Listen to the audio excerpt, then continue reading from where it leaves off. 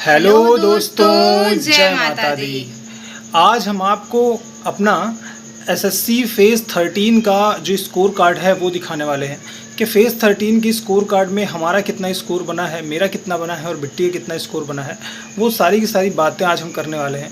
आपने यूट्यूब पर बहुत सारे वीडियोस देखे होंगे, अपने फेवरेट जो आपके यूट्यूबर होंगे उन्होंने बताया भी होगा कि उनका कितना स्कोर बन रहा है।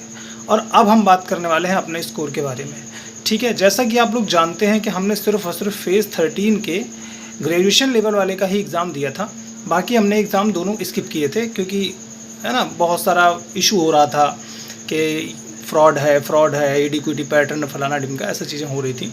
तो हम पूरा एग्ज़ाम ही स्किप करने के मूड में थे, लेकिन हमने कहा चलो ग्रेजुएशन वाला दे लेते हैं क्योंकि उस सीजल के कंपैरिजन में थोड़ा एक आइडिया लग जाएगा।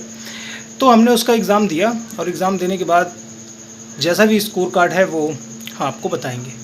लेकिन आपको स्कोर कार्ड बताने से पहले मैं आपको बताना चाहता हूं कि इतना बड़ा फ्रॉड एसएससी के द्वारा किया जा रहा है बच्चों के लिए कि मैं आपको क्या बताऊं। चलो ठीक है, ये मान के चलते हैं कि 8 से 10 लाख ऐसे लोग थे जो फेज़ 13 का एग्ज़ाम जिन्होंने दिया, लेकिन वो भी एक नंबर होता है, वो भी एक वैल्यू होता है। एसएससी ने कम से कम 1.5 से 2 महीने तक ये जो अपनी आंसर की को रोक करके रखा, उसके पीछे का मेन कारण यही था कि उन हर एक शिफ्ट में 5 से 8 क्वेश्चन गलत उनको डालने थे, उनकी चोरी पकड़ी गई, इस वजह से उन्होंने डिले किया। अब इन सब चीज़ों पर इस बात में बहुत सारी बात पहले ही हो चुकी है, इस सब पूरे टॉपिक पे, तो बार बार इन टॉपिक पर बोलना कोई मतलब है नहीं।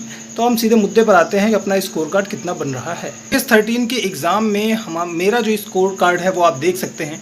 मेरा स्कोर बना हुआ है 132 और बिट्टी का बना हुआ है 124.5। ठीक है, अब ये जो स्कोर कार्ड है, अब आप लोग कमेंट करके बताएंगे कि ये स्कोर जो बना हुआ है क्या ये हमें नौकरी दिला सकता है। सिंपल सी बात है, क्या इस स्कोर कार्ड के चलते हमें नौकरी मिल सकती है? आप कमेंट करके बताएंगे। आप अपना स्कोर भी कमेंट करेंगे और आप ये भी बताएंगे कि आपका स्कोर कितना है। और स्कोर बताने के साथ साथ आपको ये भी बताना है कि इस एग्ज़ाम के दौरान आपने कुछ टेक्निकल इशू हुआ था कि नहीं हुआ था। आपने हमारे पुराने वीडियोस देखे होंगे, तो जब हम फेज़ 13 का एग्ज़ाम देने गए थे तो माउस कितना ग्लिच कर रहा था, हमने आपको पहले ही बताया था। तो बिट्टी क्या कहना चाहोगे अपने इस स्कोर कार्ड के बारे में? स्कोर देख के तो बिल्कुल भी सेटिस्फाइड नहीं हूँ। इवन जब एग्ज़ाम दिया था तभी थोड़ा आइडिया लग गया था कि हाँ पेपर कुछ मतलब रिलेवेंट आ ही नहीं रहा, बहुत ही ज़्यादा इरेलेवेंट पेपर है।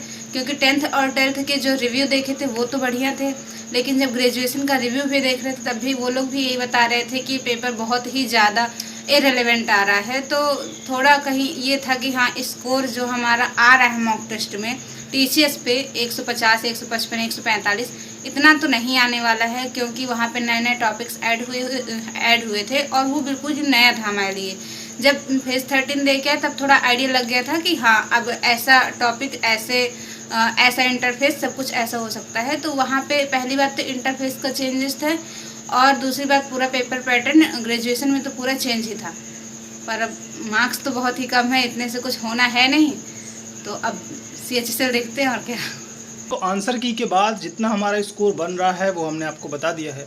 अब हम फोकस करेंगे SSC CHSL, SSC MTS, group D और यूपी पुलिस SI में हम फोकस करेंगे। हमारे ये जो मेन 4 एग्ज़ाम हैं ये बहुत इंपॉर्टेंट है हमारे लिए।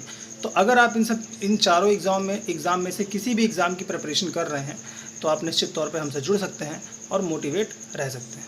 तो थैंक यू सो मच आप हमसे जुड़ने के लिए। जय माता दी।